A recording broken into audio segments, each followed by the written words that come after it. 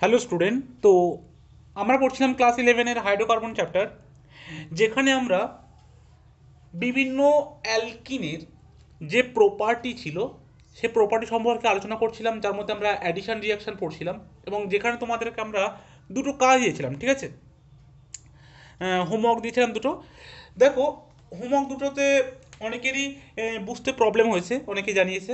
তো তাদের জন্য আমি হোমওয়ার্কটা একবার দেখিয়ে দিচ্ছি যে এটা অ্যাকচুয়ালি কী। দেখো, এটা অ্যাকচুয়ালি জৈব রসায়নের যে প্রাথমিক ধারণা আছে, ঠিক আছে, সেই জৈব রসায়নের প্রাথমিক ধারণার ওখানটায় কমপ্লিট হলে চ্যাপ্টারটা, তারপরে এখানে আসলে খুব সুবিধা হয়, ঠিক আছে? তো যারা যারা ওখানে এখনও কমপ্লিট হয়নি, তো তার জন্য হয়তো একটু প্রবলেম হচ্ছে।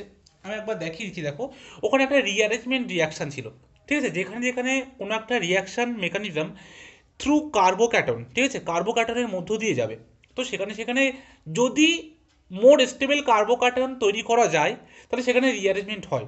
যেমন দেখাচ্ছে কোথাও একটা 1 ডিগ্রি কার্বোক্যাটন আছে, হয়তো সেখান থেকে হাইড্রাইড শিফট করলে বা ফিনাইল শিফট করলে বা মিথাইল শিফট করলে, তাহলে সেখান থেকে দেখা যেতে পারে যে হয়তো মোর স্টেবল কার্বোক্যাটন তৈরি হচ্ছে, তাহলে কিন্তু সেই শিফটগুলো পসিবল।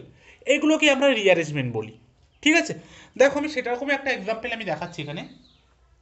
তোমাদেরকে একটা হোমওয়ার্ক দিয়েছিলাম, দেখো মনে যদি পড়ে, CH3 CH CH3 bond CH double bond CH2, ঠিক আছে, আর দিয়েছিলাম HCl in presence of CCl4, ঠিক আছে।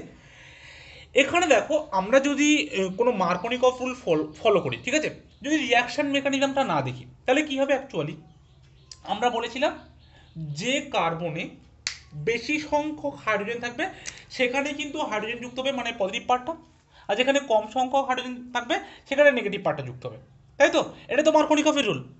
দেখো তাহলে, CH3 bond CH bond CH3 bond CH double bond CH2, double বন্ডের সঙ্গে যুক্ত যে দুটো কার্বন আছে সেই কার্বনের সেখানে হাইড্রোজেন যুক্ত হবে যেখানে বেশি, সেটা হচ্ছে মার্কনিকভের রুল। তার মানে আমাদের এখানে হাইড্রোজেনটা বেশি ছিল, তাহলে এখানে হাইড্রোজেনটা যুক্ত হবে, আর এখানে হাইড্রোজেনটা কম আছে, তাহলে এখানে যে নেগেটিভ পার্ট আছে Cl সেটা যুক্ত হবে, তাই তো? অ্যাকচুয়ালি তো এটাই হবার কথা। মানে কি হচ্ছে, CH3 CH CH3 CH Cl CH2H, মানে এটাও CH3, কিন্তু এটা অ্যাকচুয়ালি রং প্রোডাক্ট, এটা কিন্তু অরিজিনাল প্রোডাক্ট নয়।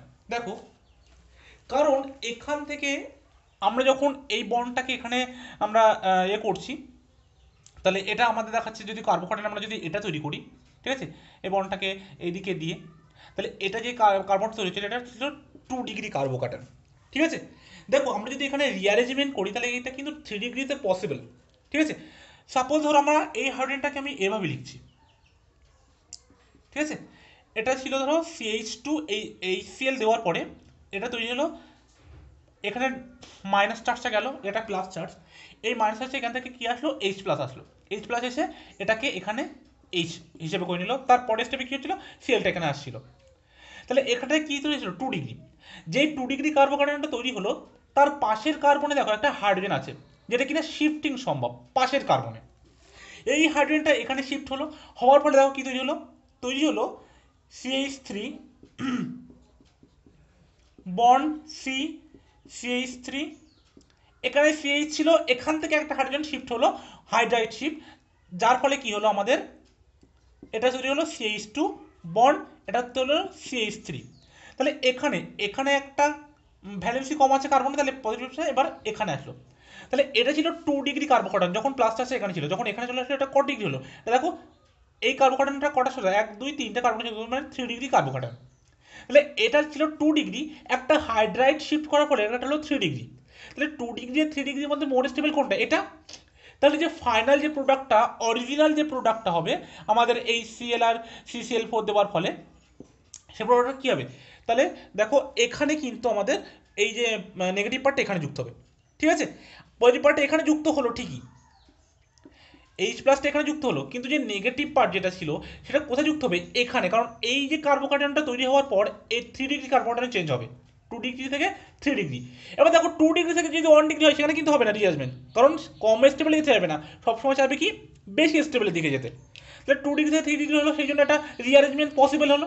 অ্যাকচুয়ালি এখানে কি হলো, এখানে কিন্তু একটা পুনর্বিন্যাস হলো, ঠিক আছে, পুনর্বিন্যাস, ঠিক আছে।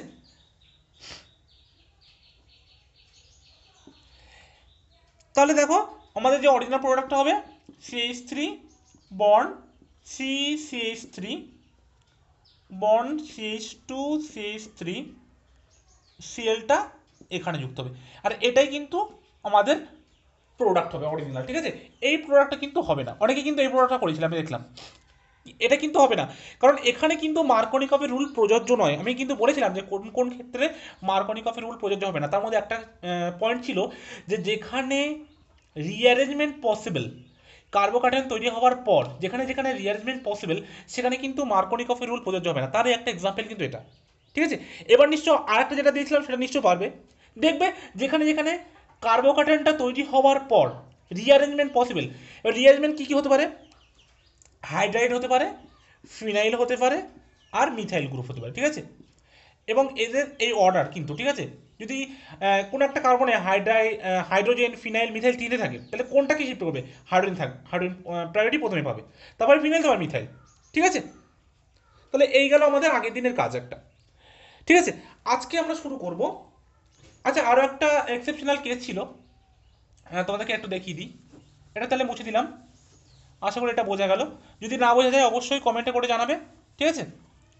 দেখো এমন একটা প্রোডাক্ট দিল, সাপোজ ধরো CH2 double bond CH bond CF3, ঠিক আছে।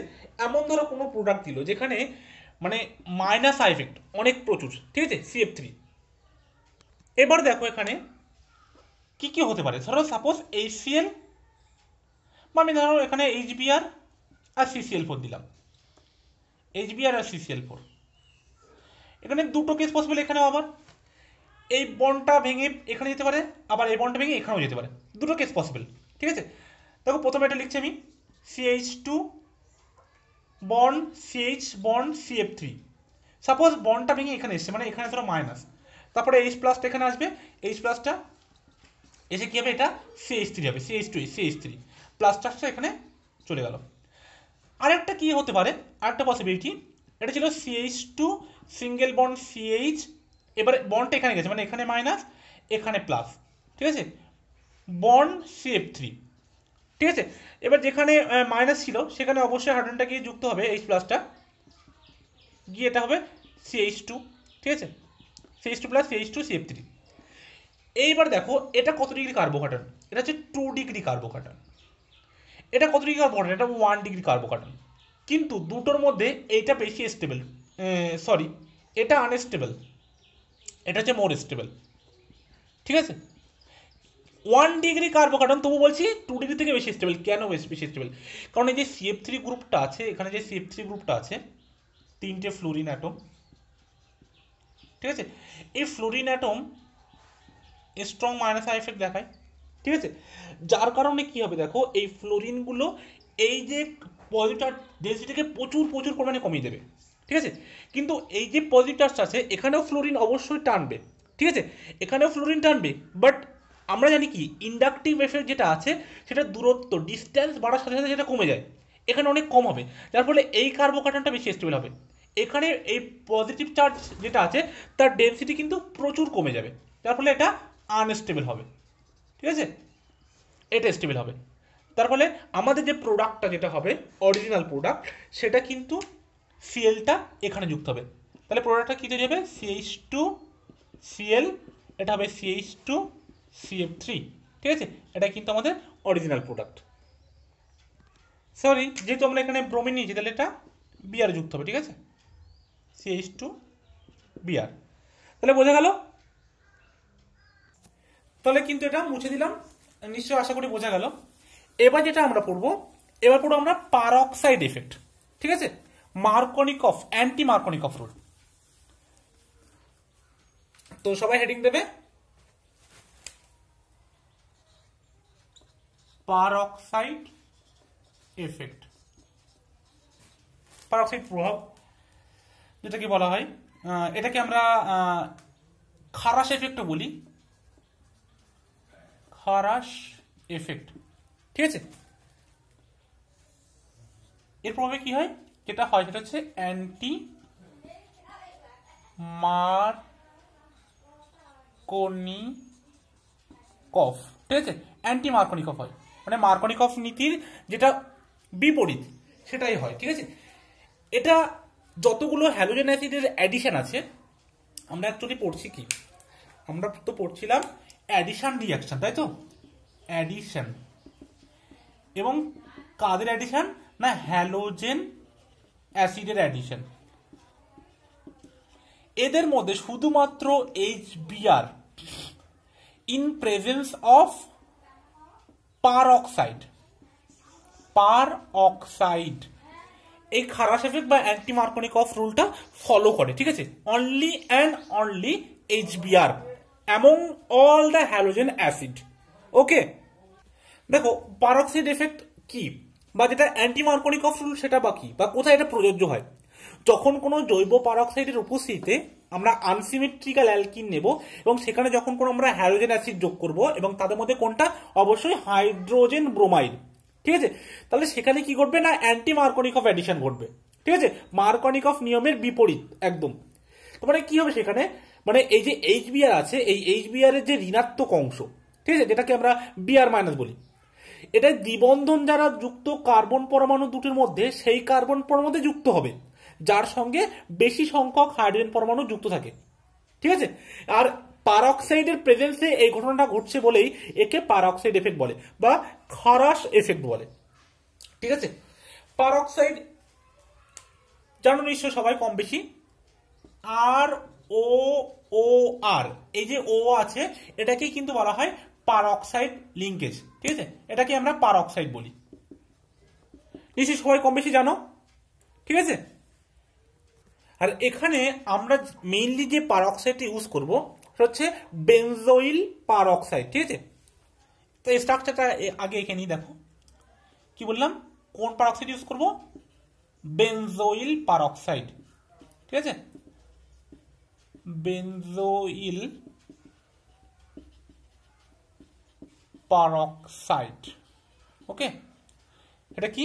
C6H5 C double bond O, এটা হচ্ছে peroxide linkage O C double bond O C6H5, বা এটাকে আমি এরকম ভাবে লিখতে পারি, দেখো এই দুটো যেহেতু সেম গ্রুপ তাহলে এটাকে হোল টুয়াইজ লিখতে পারি, যে C6H5CO হোল টুয়াইজ O2, ঠিক আছে? যে কোনো একটা ফর্মে কিন্তু তোমরা এটা পেতে পারো। তাহলে এগুলো মুছে দিচ্ছি, দিয়ে অরিজিনাল যে পুরো রিয়াকশনটা কিভাবে হয় সেটা দেখা যাক, ঠিক আছে? এটা কিন্তু মুছে দিলাম। পারঅক্সাইড এফেক্ট কি, খারাস এফেক্ট কি, কোথায় অ্যান্টি মার্কনিকফ রুল প্রযোজ্য হবে সব বোঝা গেল, ঠিক আছে? আমরা হ্যালোজেন অ্যাসিডের মধ্যে শুধুমাত্র HBr এর প্রেজেন্স, পারঅক্সাইডের প্রেজেন্সে এটা কিন্তু পারঅক্সাইড এফেক্ট শো করে বা অ্যান্টি মার্কনিকফ রুলটা মেনে চলে, ঠিক আছে? তাহলে আমরা কি নেবো? সবার প্রথমে একটা আনসিমেট্রিক্যাল অ্যালকিন নেব, এবং সবাই আমাদের পরিচিত unsymmetrical alkyne CH3 CH double bond CH2, তাই তো? এটা হচ্ছে প্রোপিন। এখানে কি করব? আমরা HBr নেব। এই যে HBrটা কার প্রেজেন্সে হবে?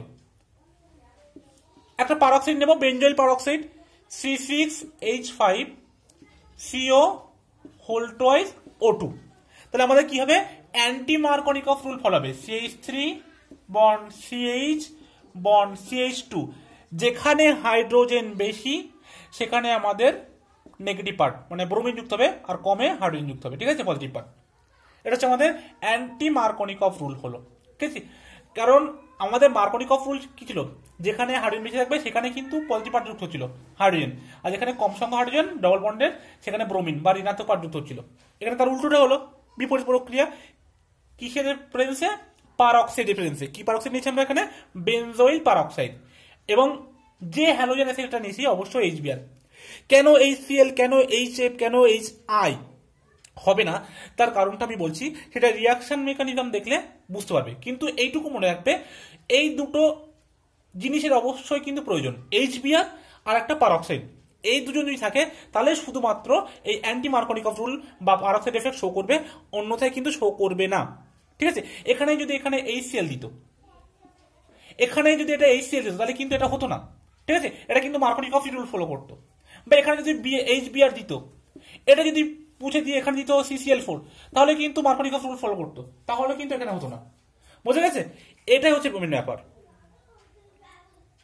তাহলে আমরা কি দেখবো, HBrও থাকতে হবে, সাথে একটা পারঅক্সাইড থাকতে হবে, ঠিক আছে, বেনজাইল পারঅক্সাইড, C6H5CO2O, ঠিক আছে। তাহলে কিন্তু একমাত্র অ্যান্টি মার্কনিকফ রুলটা ফলো হবে। এবার আসি আমাদের মেকানিজমে। এই যে মেকানিজমটা আছে এখানে কিন্তু অবশ্যই এটা আমাদের ফ্রি রেডিক্যাল মেকানিজম ফলো করবে, যেটা আমি অলরেডি তোমাদেরকে মেকানিজমটা দেখিয়েছি, ঠিক আছে। তবু এখানে তোমাদের সুবিধাতে আরো একবার দেখাবো, দেখে নাও। তাহলে আমরা রিয়াকশনের বিক্রিয়ার যে ক্রিয়া কৌশল সেটা এবার ফলো করবো, ঠিক আছে। মেকানিজম, বিক্রিয়ার ক্রিয়া কৌশলটা কেমন ভাবে হয় দেখো। পারঅক্সাইডের উপস্থিতিতে হাইড্রোজেন ব্রোমাইডের সঙ্গে যে অপ্রতিসম অ্যালকিনের অ্যাডিশন রিয়াকশন, সেই রিয়াকশনটা কিন্তু একটা মুক্তমূলক ক্রিয়া কৌশলের মাধ্যমেই ঘটে, ঠিক আছে। এবং মুক্তমূলক এই ক্রিয়া কৌশল দেখেছো তোমরা 3টে ধাপে ঘটে, ঠিক আছে। কিন্তু এখানে যে রিয়াকশন এটা 4টে ধাপে ঘটে। দেখো পরপর আমরা লিখছি। প্রথমে যে স্টেপ 1টা আমরা নেব, ঠিক আছে, স্টেপ 1। সেখানে কি হবে, সেখানে আমরা যে পারঅক্সাইডটা নিয়েছি সেই পারঅক্সাইডের একটা হোমোলিটিক ক্লিভেজ হবে, ঠিক আছে, মানে কি বলবো, সুষম বিভাজন ঘটবে, ঠিক আছে। যে পারঅক্সাইডটা নিয়েছিলাম benzyl peroxide C6H5 C double bond O bond O bond O C double bond O C6H5, ঠিক আছে। এটা কি ঘটবে না, এই পারঅক্সাইড লিঙ্কেজে সুষম বিভাজন ঘটবে। তাহলে এই বন্ডটা এখান থেকে এটা ভাঙবে, এটা এখান থেকে ভাঙবে, ঠিক আছে। তাহলে আমাদের দেখো 2 অণু কিন্তু আমাদের এটা তৈরি হচ্ছে, ঠিক আছে। 2 অণু কি তৈরি হচ্ছে, C6H5 C double bond O bond O dot, ঠিক আছে, এটা তৈরি হচ্ছে আমাদের। এবার কি হবে দেখো, এখান থেকে দুটো CO ডট মিলে 2 অণু CO2 তৈরি করবে, ঠিক আছে। 2 অণু CO2 আর সাথে 2 অণু free radical phenyl C6H5 dot এটা তৈরি করবে, ঠিক আছে। তাহলে দেখো আসলে হচ্ছে কি, এটা এখান থেকে এখানে যাবে, আর এই বন্ডে একটা ফ্রি ইলেকট্রন এখানে আসবে, আর এই ফ্রি ইলেকট্রন এখানে আসবে, এসে এখান থেকে CO2 বেরিয়ে যাবে, গিয়ে 2 অণু C6H5 মানে ফিনাইল রেডিক্যাল উৎপন্ন হবে। এই যে ফিনাইল রেডিক্যালটা উৎপন্ন হলো সেটা কি করবে, সেকেন্ড স্টেপে গিয়ে HBr থেকে এই বন্ডের ক্লিভেজ হবে, হয়ে তৈরি হবে C6H6 বেনজিন আর সাথে ব্রোমিন রেডিক্যাল, ঠিক আছে। এইবার এই ব্রোমিন রেডিক্যালটাই কিন্তু আমাদের অপ্রতিসম যে আনসিমেট্রিক্যাল অ্যালকিন নিয়েছিলাম সেখানে যুক্ত হবে, ঠিক আছে। মানে থার্ড স্টেপে কি হবে আমাদের, CH3 bond CH double bond CH2, ঠিক আছে। এখানে আমরা Br রেডিক্যাল আসবে, আসার পরে কি হতে যাবে দেখো, দুটো জিনিস হতে পারে, ঠিক আছে, দুটো রেডিক্যাল। দেখো এখানে কি কি হতে পারে, এক হতে পারে পাই বন্ডের শিফটে এখানে হতে পারে, ঠিক আছে। এবং এখানে এখান থেকে একটা ইলেকট্রন এখানে আসতে পারে, ঠিক আছে। হোমোলিটিক ক্লিভেজ হবে, এটা ফুল বন্ড না, এটা মানে হাফ বন্ড, ঠিক আছে। দেখো একটা ইলেকট্রন এখানে যেতে পারে, গিয়ে কি হবে, দুটো প্রবাবিলিটি থেকে যায় যে CH3 CH বন্ড CH2। এইবার এই ডটের সাথে এই ডটটা মিলে এখানে একবার CH2 পেয়ার হতে পারে। আর একটা কি হতে পারে দেখো, আর একটা যে প্রবাবিলিটি থেকে যায় যে না, যখন এই বন্ডটা এখানে আসবে, ঠিক আছে, এবং বিয়ারটা যখন এখানে যুক্ত হবে তখন তৈরি হবে CH3 CH BR bond CH2 dot, ঠিক আছে। মানে একটা হলো CH3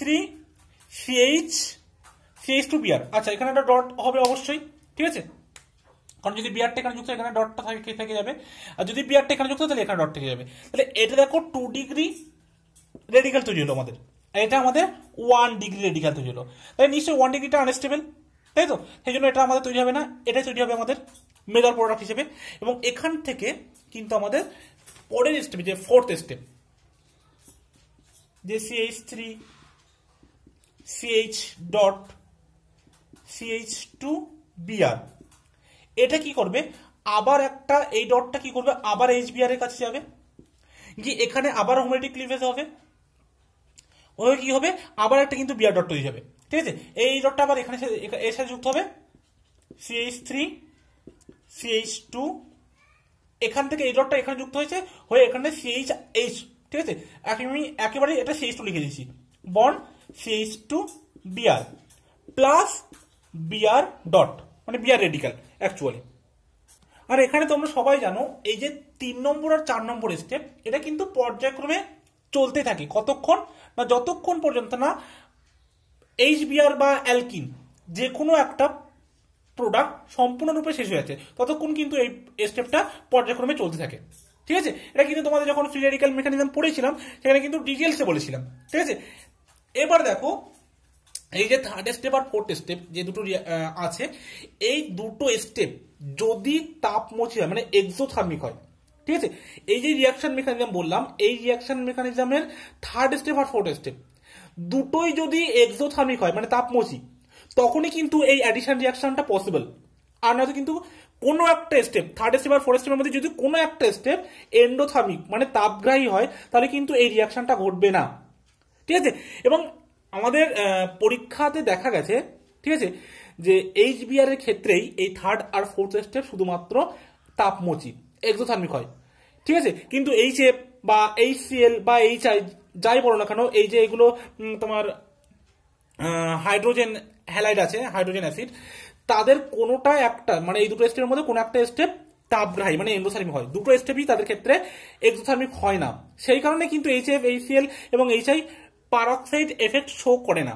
ঠিক আছে, যদি পরীক্ষা পড়ে লিখতে পারবে যে কেন শুধুমাত্র HBr পারক্সাইড এফেক্ট শো করে কিন্তু HCl, HF, HI শো করে না, বলবে এটা অবশ্যই মেকানিজমটা দেখাবে, দেখানোর পর বলবে যে এই থার্ড স্টেপ আর ফোর্থ স্টেপ এই রিয়াকশন মেকানিজমের যদি দুটো স্টেপই এক্সোথার্মিক হয় মানে তাপমোচী হয়, তাহলেই এই পারক্সাইড এফেক্ট শো করবে।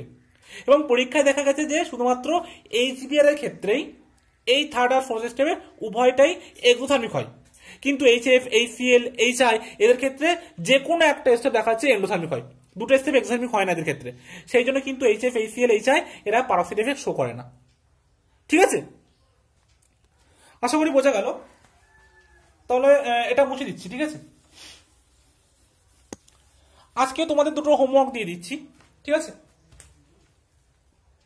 বলবে যে কোথায় মার্করিক অফ হয়, কোথায় অ্যান্টি মার্করিক অফ হয়, তোমরা নিজেরাই বলবে। ঠিক আছে, সাপোজ আমি দিলাম CH3 CH CH3 CH double bond CH2, ঠিক আছে, HCl 2 নম্বর দিলাম 6H5 CO whole twice O2। ঠিক আছে, প্রোডাক্টটা লিখবে 1 নম্বর। 2 নম্বর একই সেম অ্যালকিন, এখানে আমি দিচ্ছি HBr CCl4। 3 নম্বর এই রিয়াকশানই 1 নম্বর একবার দেবো HBr, 2 নম্বর দেব peroxide C6H5CO whole twice O2। ঠিক আছে, তিনটে প্রোডাক্টে আমাকে কিন্তু করে দেখাবে।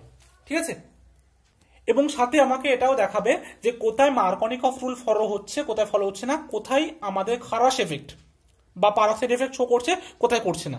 ঠিক আছে, এটা অবশ্যই উল্লেখ করবে। তাহলে ঠিক আছে, আজকে আপাতত এই পর্যন্ত এখানে স্টপ করছি। নেক্সট দিন আমরা অ্যালকিনের আরো বিভিন্ন প্রপার্টি সম্পর্কে বা অ্যালকিনের যে সমস্ত আরো রিয়াকশন আছে সেগুলো সম্পর্কে আলোচনা করব। তো সবাই ভালো করে পড়াশোনা করো।